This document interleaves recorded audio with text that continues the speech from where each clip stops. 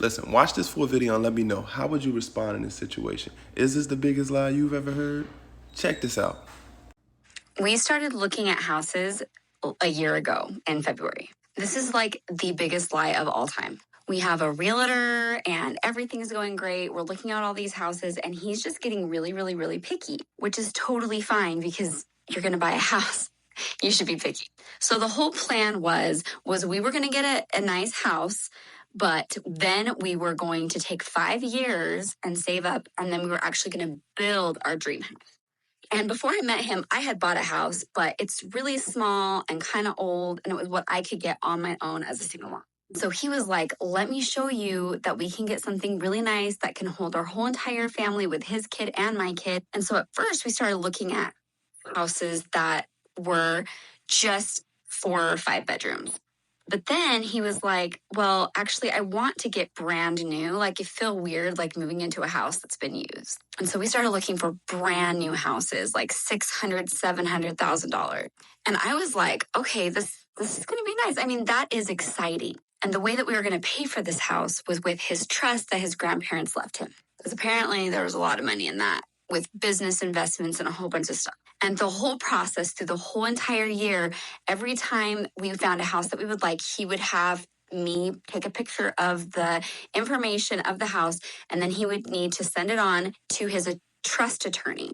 And then we had to wait for the trust attorney to get back with him and say, like, yes, no, whatever. He said his grandparents put a lot of stipulations in place with this trust that he could not use it unless it was being used in a very smart way.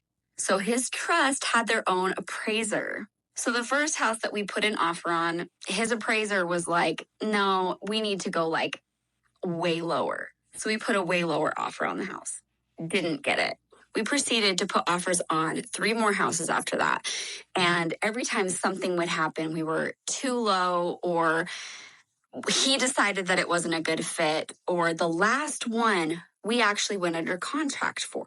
But so I thought the proof of funds letter from the trust company was taking weeks to get approved.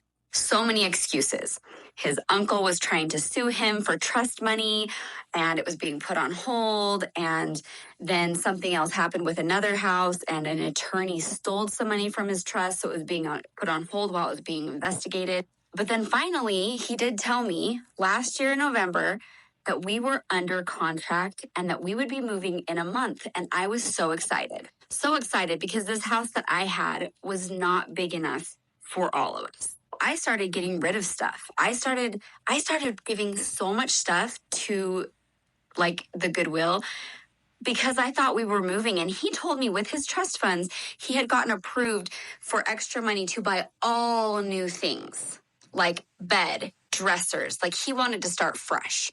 And so a couple weeks go by, and even though I've had like weird thoughts about this trust, you know, I was like, finally, we got the proof of funds letter. The realtor called me because I actually work with her in a different aspect, and she had some questions about some stuff. And then she said at the end of the conversation, I am so sorry that you guys lost the house.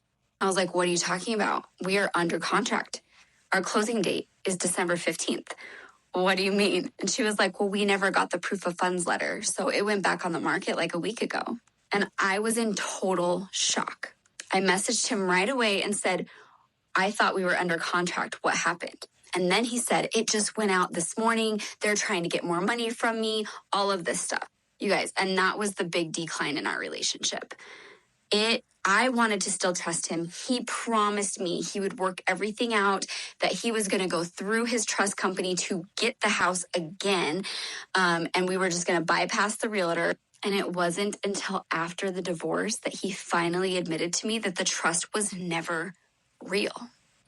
It was never freaking real, you guys. I just spent a whole entire year of my life thinking that I had this future with him. So much time and energy, so much heartache and sadness and confusion over this stupid trust. And that's not the only thing the trust was supposed to pay for. Thoughts, concerns, what are your thoughts? If you want to follow her, I will have her tag inside of the description so you can follow her on her TikTok account for more updates on this story. She's doing a whole series on this, so go check her out. Look in my description.